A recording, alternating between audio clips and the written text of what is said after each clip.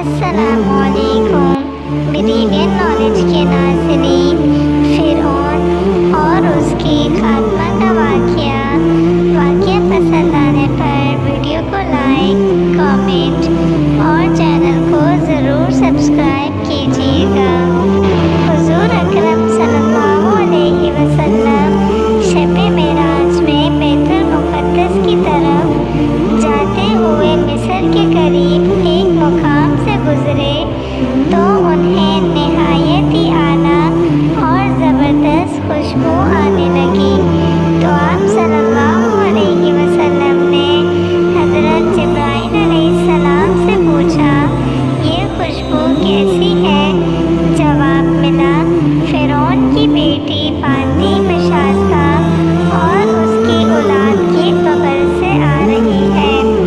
پھر حضرت جبرائیل علیہ السلام نے اس کا قصہ بیان کیا کہ مشاستہ فرعون کی بیٹی کی خاتمہ تھی اور وہ خفیہ طور پر اسلام لا چکی تھی۔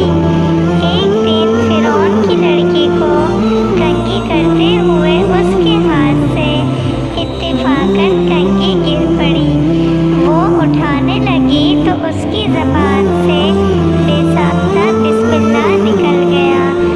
اس پر شہزادی نے کہا کہ تو نے آج عجیب کلمہ بولا، رب تو میرے باپ فرعون ہے، تو پھر تم نے یہ کس کا نام لیا؟ اس نے جواب دیا، فرعون رب تو نہیں، رب تو وہ ہے جو مجھے اور تجھے اور فرعون کو روزی دیتا ہے۔ شہزادی نے کہا، اچھا تو میرے باپ کے سوا کسی اور کو اپنا رب مانتی ہے؟ اس نے جواب دیا، ہاں ہاں، میرا اور تیرے باپ سب کا رب اللہ تعالیٰ ہی ہے۔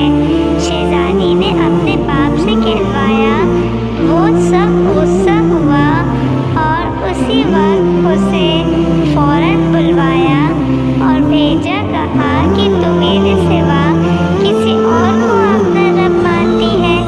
اس نے کہا کہ میرا اور تیرا رب اللہ تعالیٰ ہی ہے جو بلندیوں اور بزرگی والا ہے۔ فرعون نے اسی وقت حکم دیا کہ تانبے کی جو گائے بنی ہوئی ہے اس کو خوب تپایا جائے اور جب بالکل آگ جیسی ہو جائے تو اس کے بچوں کو ایک ایک کر کے اس میں ڈال دیا جائے، آخر میں خود اسے بھی ڈال دیا جائے۔ چنانچہ وہ گرم کی گئی، جب آگ جیسی ہو گئی تو حکم دیا کہ اس کے بچے کو ایک ایک کر کے اس میں ڈالنا شروع کرو۔ اس نے کہا، بادشاہ ایک درخواست ہے میری منظور کرو۔